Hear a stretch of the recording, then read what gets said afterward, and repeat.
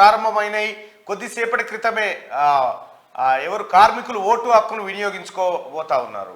అయితే సింగరేణి ఎన్నికలు 2 సంవత్సరాలు వాయిదా వేసిన తర్వాత గత పాలకులు కేసీఆర్ సింగరేణి ఎన్నికలు నిర్వహించడానికి భయపడి సింగరేణి కార్మికులకు ముఖం చూయించలేక ఎన్నికలను వాయిదా వేస్తూ వస్తున్నటువంటి సందర్భంలో హైకోర్టు జోక్యం చేసుకొని సింగరేణి ఎన్నికలు ఈ నెల 27న నిర్వహించాల్సిందే అనేటువంటి మాటను పకడ్బందీగా చెప్పి ఉంచడంతో ఇవాళ ఎన్నికలు నిర్వహిస్తా ఉన్నారు. సింగరేణి ఎన్నికల్లో గతంలో ఏది తెలంగాణ బొగ్గుగని కార్మిక సంఘం ఏదైతే ఉందో టిఆర్ఎస్ పార్టీ అనుబంధ సంఘం, ఆ సంఘం నామమాత్రంగా పోటీ చేస్తూ ఉంది. ఉన్నమా అంటే ఉన్నాం, పన్నమా అంటే పన్నం అనేటువంటి పరిస్థితిలో పోటీ చేస్తూ ఉంది. కార్మికులు ఎవరు కూడా అసలు వాళ్ళని పలకరించేటోడే లేకుండా పోయిండు. సింగరేణిలో బొగ్గుగని కార్మిక సంఘం పేరుతో కవిత అండ్ వాళ్ళ కోటరి మొత్తం చేసినటువంటి దందాలు ఏది మన ఈ వారసత్వ ఉద్యోగాల విషయంలో, కారుణ్య నియామకాల విషయంలో కానీ, వాళ్ళ బోనస్ల విషయంలో కానీ, ఆఖరికి ఏది సింగరేణి ఉద్యోగుల ఐటీ విషయంలో కానీ కేసీఆర్ కుటుంబం మాయ మాటలు చెప్పి గత 9-10 ఏళ్లుగా నెట్టుకొచ్చింది. కానీ ఈసారి ఎన్నికలు చాలా క్లియర్గా జరగబోతా ఉన్నాయి. ప్రశాంత వాతావరణంలో జరుగుతూ ఉన్నాయి. సింగరేణిలో గడ్డ్యాం గాలినా సరే కానీ పాలెం దుడ్యమేయొద్దట వాళ్ళ ఉద్దేశం. ఎవరిది? టీఆర్ఎస్ది. మేము ఓడిపోయినా పర్వాలేదు కానీ కాంగ్రెస్ సంఘం గెలవద్దు అనేది ఇక వాళ్ళ ఇంటెన్షన్. ఇప్పుడు సింగరేణి కార్మికులారా, సోదరులారా, గత కొన్నేళ్ళుగా కాంగ్రెస్ పార్టీ అధికారంలో ఉన్నప్పుడు సింగరేణి పైన ఏమైనా అప్పుందా?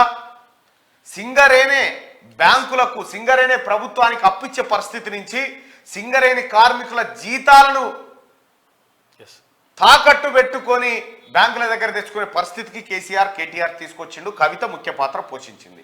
తాడిచెర్ల మైన్ లాంటి వేల కోట్ల విలువైనటువంటి సంపదను అక్రమార్కుల పాలు చేసిరు. కేసీఆర్ అధికారంలోకి వస్తే ఏమన్నాడు? ఓపెన్ కాస్ట్లు ఉండవు. ఓపెన్ కాస్ట్లు ఒక్కసారి ఆ మేనిఫెస్టో మీకు వినిపించే ప్రయత్నం చేస్తా. అలాగే సింగరేణి ఎన్నికల వ్యవహారం పైన రజని మనకు లైవ్ అప్డేట్ అందిస్తాడు.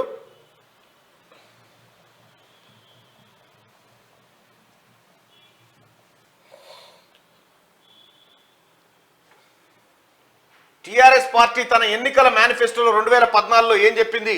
సింగరేణి కార్మికులారా ఒక్కసారి ఇగో సింగరేణి కార్మికుల సంక్షేమం.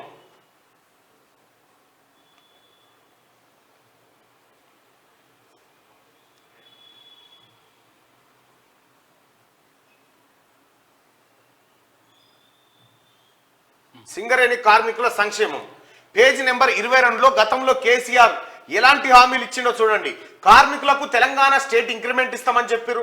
డిపెండెంట్ ఉద్యోగాల విధానం అమలు చేస్తామని చెప్పారు. సింగరేణి ప్రాంతాల్లో మెరుగైన వైద్యశాలలు తీసుకొస్తామని చెప్పారు.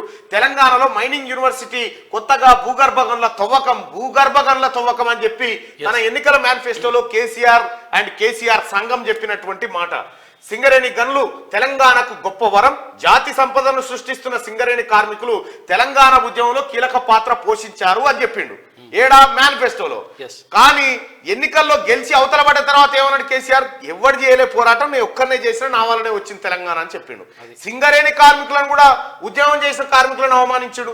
సింగరేణి కార్మికులందరికీ తెలంగాణ స్పెషల్ ఇంక్రిమెంట్ వస్తుందని, డిపెండెంట్ ఉద్యోగాల నియామకాల విధానం కొనసాగుతుందని చెప్పిండు.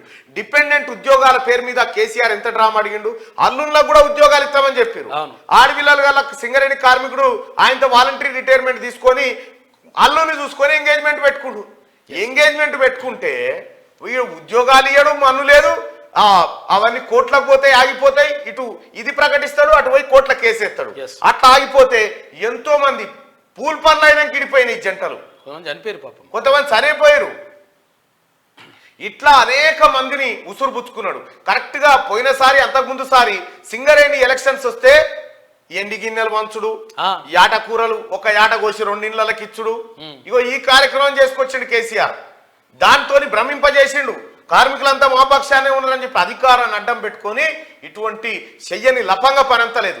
సిఎండి శ్రీధర్ను పెట్టి ఇలా కల్వకుంట్ల కవిత ఎంత తెలంగాణ రాష్ట్రం ఏర్పడ్డప్పటి నుంచి ఇప్పటిదాకా సిఎండిగా ఒక్కడే 9.5 ఏళ్ళ నుంచి ఒక్కడే.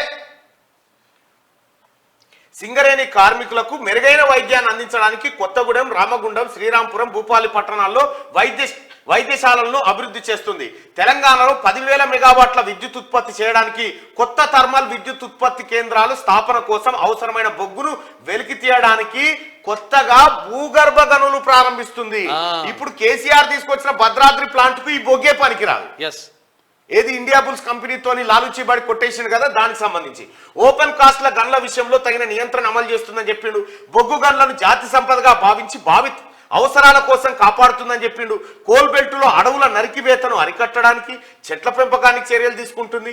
మూసివేసిన గనులు అడవుల పెంపకానికి ఉపయోగిస్తుందని, కాగజ్ నగర్ నుంచి మనుగూరు వరకు కోల్బెల్ట్ ఏరియాను ఇండస్ట్రియల్ కారిడార్ గా మార్చడానికి చర్యలు తీసుకుంటుందని కొత్తగూడెంలో మైనింగ్ విశ్వవిద్యాలయం ఏర్పాటు చేసి ఏ ఒక్కటన్నా అమలైందా? కేసీఆర్ మాట ఇగో గిట్లుంటది. మేనిఫెస్టో మాకు భగవద్గీత అని చెప్తాడు.